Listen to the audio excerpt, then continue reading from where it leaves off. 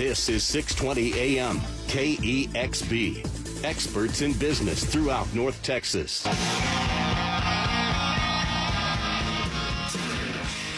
right, welcome back. 4:16 on this Wednesday afternoon. Thanks so much for joining us. The jungle. I'd like to live in a jungle, and if it looked anything like Petals and Stems Florists in Dallas, I might not be a bad place to live. Joining me on the line is Brad Weinstein. Good afternoon, Brad. Hello. Okay, this is once again we meet. Now, I already explained at the top of the show the reason why I'm here and not with you right now. Yes. Bad. You know what? I don't know. It doesn't surprise me that yeah, it does, because I'm pretty thorough when it comes to checking stuff, making sure I have all my gear. But man, how I can make a mistake like that. Stuff happens. Stuff happens. I think that should be a bumper sticker, right? Stuff happens. It should be. Let's talk about this floral competition that I'm involved with, and I'll be headed to your place immediately after the show. Yes. So basically what it is we have 6 individuals. This is our 7th year to do this. We have 6 individuals who are not in the floral industry, and we asked them if they would come today and create a floral arrangement, and we'll have it edited and everything, and it'll go out for voting. The winner with the most votes will receive a $1,000 donation to the charity of their choice. Wow. And so we basically select the 6 individuals throughout the year, and for them just entering, we donate $100 to the charity that they're coming to represent first. And it's been a great experience bringing people in, and I think the floral designers we have here that will help coach, they get excited about it because they see other people with the passion of flowers, and it's good all around. It's a good, warm, fuzzy feeling, and then we also get to be able to donate to an organization at the end, and that's kind of neat too. Brad, how'd you get this idea? You know, what led you to do this? Well, I read it in a floral trade magazine, and she did it a little bit differently.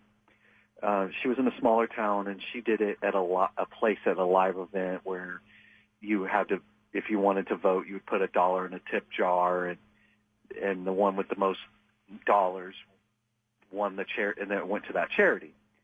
And I just felt like that it's better to have it an event where people could rewatch it on YouTube, and everyone can watch it. You know, if it's a cousin or from out of town or whoever would be able to see it. And then also, I think being captured and watched again. We have the archives of the previous years on our website, and people still will go and watch them. I'm seeing that, you know, there's hits from them after the fact. So, Brad Weinstein joining us from Petals and Stems Florists, located right there in Dallas on Montford, who's put an amazing competition together. And you've got a couple people, Bevs and Ash, friends of the show, will be there. I guess Jake Pavelka, I hope I said his last name right. Yes. From the Bachelor, was it Bachelorette or the Bachelor? Bachelor. Okay, so he was the Bachelor. Okay, he'll be there, and so kind of take me through. Is this a timed event? Do we have so many minutes to get everything put together? No, it's not a timed event, but surprisingly, it seems like that everyone kind of does it does it in a pretty quick manner. But no, we don't really have a time limit on it. And like I said, we have the floral designers here kind of help coaching. And it usually goes pretty well. I mean, I would say, you know, maybe 20 minutes is kind of what maybe someone has been completing it. Now, every once in a while, someone's maybe finished a little bit before, a little bit after, but there's no one that's ever been, like, after an hour going, I just can't, you know. It might be a first tonight with me. Anything's possible. Anything's possible. Now, I walked around the shop earlier when I was there, and I was eyeballing some colors. And I think I hinted around with you at the direction that I was going to go artistically. And without revealing what that is, it's a very patriotic theme. What do you think about that? I like patriotic. I do too. I mean, I'm just thinking if I can kind of stick to the colors and I think it kind of goes with the tone of our country right now. And I don't know. That's my secret plan. I hope none of the competitors are listening right now. But I like that. I like it. I think I'm going to try to go there. Anyway, how's biz right now? I know, is this kind of going out of summer into school? Is this a slow time for you guys, or is there ever a slow time? It starts to get a little bit busier once everyone's back in the groove of the school thing.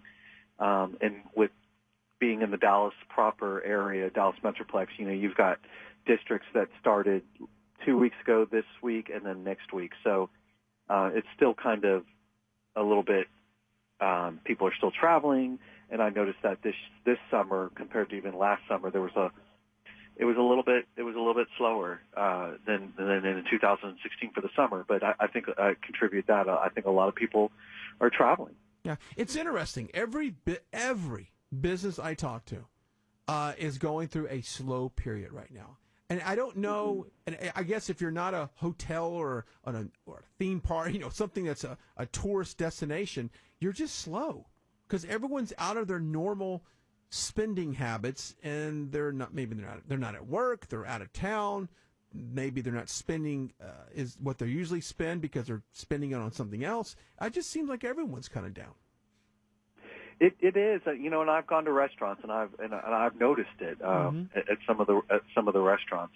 But I will say, when I did vacation this summer, we went to South Padre Island and it was very hopping there, and we were in San Francisco for a few days and it was very hopping there. And so I think I think people do tourist Dallas, and like when the Mary Kay convention comes through here, we work with a lot of hotels, so we get some of that flux of orders coming in.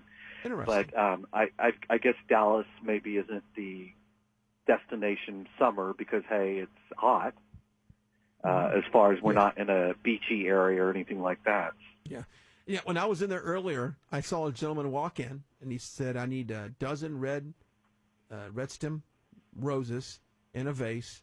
And I looked at you, and I said, this is the classic customer that comes in and gets a dozen roses. What is the most common order that you guys get? Is it the dozen roses, or is it like an assortment of flowers? I think for the most part, the dozen roses. I think in someone like that, some people just don't know what else to do. And so they just kind of go, they kind of go with it. And I'll tell you, I'm a little bit like that. I go, when my child goes to Sonic and they have 500 sundaes to choose from or milkshakes to choose from, whichever one he orders, I say, I'll just take that. So sometimes, we take the easy way, and I think sometimes that's what it is. Yeah, yeah. Of course, when you walk in, you've got all kinds of stuff there. What flower is there? Anything in particular that's in bloom, or or something that you get like this time of year that you couldn't get any other time of the year? There are some flowers out there right now that we're getting in for, like ranunculus is a flower. And it's a very small flower for the price. Mm-hmm. And so we really don't bring it in that much unless somebody really wants it. Dahlias are in, which is a small time window. But some of those flowers, Pinterest, because people see those things on Pinterest, that they want to replicate something like that. But some of it, those flowers that you see on Pinterest, they're just not as longer lasting. Mm-hmm. And like dahlias, for instance, they're beautiful, but they just don't last as long. And but most of the flowers, the general flowers like your tulips and roses, hydrangeas, all that is pretty much all year round. Let me ask you a question. Is there any secret to keeping flowers fresh? I know that I had heard of, I guess, an old wise tale that vodka mixed in the water would do it. I think just having fresh water in there and always adding water to it in a cooler environment. Mm-hmm. We have preservative that we process our flowers in. And I have heard people tell me that they've put aspirin and I don't think it hurts it. I just don't know if it really does anything. Mm-hmm. But I know the preservative, I've read many times that it really helps our flowers once they're when they're processed in this preservative. But I think really the best thing is just just adding water to it and keeping it in a cooler area. Do you need to change out the water? Is that important, or just keeping water? Well, in? if you change out the water, you want to leave it under the kitchen sink, or you want to take your flowers out and recut your stems if you're going to do completely new water. Because if your stems are out of water after a couple seconds, that stem just dries up.